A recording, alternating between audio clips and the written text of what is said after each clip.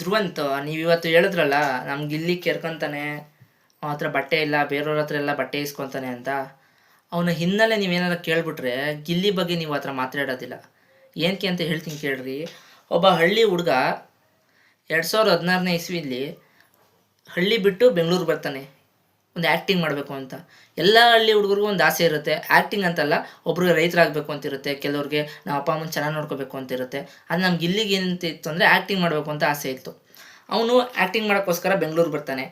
ಎಷ್ಟೋ ಡೈರೆಕ್ಟ್ರ್ ಕೆಳಗಡೆ ಅಸಿಸ್ಟೆಂಟಾಗಿ ವರ್ಕ್ ಮಾಡಿದ್ದಾನೆ, ಅಸಿಸ್ಟೆಂಟ್ ಡೈರೆಕ್ಟ್ರಾಗಿ ವರ್ಕ್ ಮಾಡಿದ್ದಾನೆ. ಅದು ನಿಮ್ಗೆ ಗೊತ್ತಿರಲಿ ಅಂತ ಹೇಳ್ತಾ ಇದ್ದೀನಿ.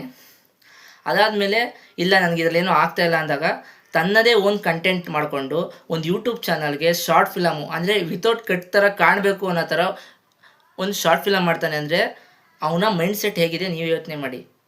ಅದು ಯಾವಾಗ 2019 or 20 ಅಂದರೆ ನಮ್ಮ ಲಾಕ್ಡೌನ್ ಹತ್ತತ್ರ ಬಂದಾಗ ಯಾರು ಕೂಡ ಗಿಲ್ಲಿನ ಬಿಗ್ ಬಾಸಿಂದ ಇಷ್ಟಪಡ್ತಾ ಇಲ್ಲ, ಆ ಕಂಟೆಂಟಿಂದನೇ ಇಷ್ಟಪಡ್ತಾ ಇರೋದು. ಅದಾದಮೇಲೆ ಆ ಕಂಟೆಂಟ್ ಮಾಡಿದ್ರು ಕೂಡ ತಾನೇ ಕಾಮಿಡಿ ಕಿಲಾಡಿ ಅನ್ನೋ ಒಂದು ಶೋಗೆ ಆಡಿಷನ್ ಕೊಟ್ಟು ಸೆಲೆಕ್ಟ್ ಆಗಿ ಅದ್ರಲ್ಲಿ ರನ್ನರ್ ಅಪ್ ಆಗ್ತಾರೆ. ನನಗೆ ಸ್ವಲ್ಪ ಫೇಮ್ ಇದೆ, ಇನ್ಸ್ಟಾಗ್ರಾಮಲ್ಲೆಲ್ಲ ಸೋಷಿಯಲ್ ಮೀಡಿಯಾದಲ್ಲಿ ಫೇಮ್ ಇದೆ ಅಂತ ಯೂಸ್ ಮಾಡ್ಕೊಳ್ಳಿಲ್ಲ ಆ ವ್ಯಕ್ತಿ. ಸರಿ, ಅದು ಆಯಿತು. ಆಮೇಲೆ ಅದಾದಮೇಲೆ ಭರ್ಜರಿ ಬ್ಯಾಚುಲರ್ಸ್ ಅಂತ ಬಂತು. ಅಲ್ಲಿಂದ ಇಲ್ಲಿಗೆ ಹೆಂಗೆ ಶಿಫ್ಟ್ ಆದರೂ ಯೋಚನೆ ಮಾಡಿ, ಒಂದು ಶೋಯಿಂದ ಇನ್ನೊಂದು ಶೋಗೆ. ಯಾಕಂದರೆ ಅವ್ನಿಗಿರೋ ಸ್ಪಾಂಟನಿಟಿ, ಕಾಮಿಡಿ ಸ್ಕಿಲ್ಸು ಆ ಥರದ್ದು. ಅದಾದಮೇಲೆ ನೋಡಿ, ಇವಾಗ ಯೋಚನೆ ಮಾಡಿ, ಕಾಮಿಡಿ ಮಾಡೋ ವ್ಯಕ್ತಿನ ಒಂದು ಡ್ಯಾನ್ಸ್ ಶೋಗೆ ಕರ್ಕೊತಾರೆ ಅಂದರೆ ಆ ವ್ಯಕ್ತಿ ತಾಕತ್ ಎಂಥದ್ದು ಅಂತ ನೀವು ಯೋಚನೆ ಮಾಡಿ.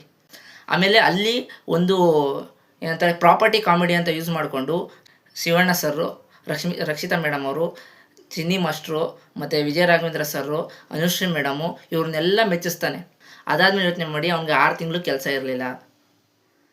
ಜಿ ಕನ್ನಡ ಬಿಟ್ಟು ಕಲರ್ಸ್ ಕನ್ನಡ ಬಂದ. ಒಂದು ಶೋ ನಡೀತಲ್ಲ ಕಲರ್ಸ್ ಕನ್ನಡದಲ್ಲಿ, ಈ ಇದಕ್ಕಿಂತ ಮುಂಚೆದೊಂದು ಕಿಚನ್ದು. ಆ ಶೋ ಅಲ್ಲಿ 2 ವಾರ ಮಾತ್ರ ಕರ್ಸ್ಕೊಂಡಿದ್ರು. ನೀವು ಯೋಚನೆ ಮಾಡಿ, TRPಗೋಸ್ಕರ ಮಾತ್ರ ಕರ್ಸ್ಕೊಂಡಿದ್ದರು, ನಾಟ್ ಎನಿ ಅವನ್ನ ಗೆಲ್ಸ್ಬಿಡ್ಬೇಕು ಅಂತ ಕರ್ಸ್ಕೊಂಡಿರಲಿಲ್ಲ. ಅವನ್ನ ಕರ್ಸ್ಕೊಂಡಿದ್ರು.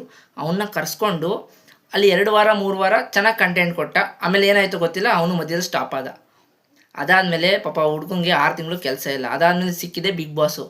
ಈ ಬಿಗ್ ಬಾಸಿಗೆ ಬಂದು ತಾನು ಏನು ಪ್ರೂವ್ ಮಾಡ್ಕೋಬೇಕೋ ಅವ್ನು ಮಾಡ್ಕೊತಾ ಇದ್ದಾನೆ. ಅದ್ರ ಮಧ್ಯ ನೀವು ಅವನಿಗೆ ಬಟ್ಟೆ ವಿಚಾರದಲ್ಲಿ, ಈ ಕೆರ್ಕೋತಾನೆ ಅನ್ನೋ ವಿಚಾರದಲ್ಲಿ ಏನು ನೀವು ಎಲ್ಲಿದ್ದೀರಾ ನೀವು? ಒಬ್ಬ ವ್ಯಕ್ತಿನ ಬಟ್ಟೆಯಿಂದ ಅಳೀರಿ ಪರವಾಗಿಲ್ಲ, ಆ ವ್ಯಕ್ತಿ ಇರೋದೇ ಹಂಗೆ ಅಂತ ಅನ್ಕೋಬೋದು. ಕೆರ್ಕೊಳ್ಳೋದೆಲ್ಲ ಏನು? ಈ ಕೆರ್ಕೊಳ್ಳೋದು ವಿಚಾರ ಬಂದಾಗ ನಂಗೆ ಹೋದ ಸೀಸನ್ದು ಒಂದು ವಿಚಾರ ಜ್ಞಾಪನ ಬಂತು. ನಮ್ಮ ಹನುಮಂತಣ್ಣ ಹೂಸ್ಬಿಡ್ತಾಯಿದ್ರು. ನಿಮ್ಗೆಲ್ಲರೂ ಕೆಟ್ಟ ಥರ ಕೇಳಿಸ್ಬೋದು, ನಾನು ಇರೋದೇ ಹೇಳ್ತೀನಿ. ಹೂಸ್ಬಿಡ್ತಾಯಿದ್ರು. ಅದನ್ನು ಎಲ್ಲರೂ ಯಾರೂ ಕೆಟ್ಟದಾಗಿ ತಿಳ್ಕೊಳ್ಳಿಲ್ಲ. ಹೋದ ಸೀಸನು ಇಡೀ ಮನೆಯವರೆಲ್ಲ ಕಾಮಿಡಿಯಾಗಿ ತಿಳ್ಕೊಂಡ್ರು. ಅದನ್ನು ಚೆನ್ನಾಗಿ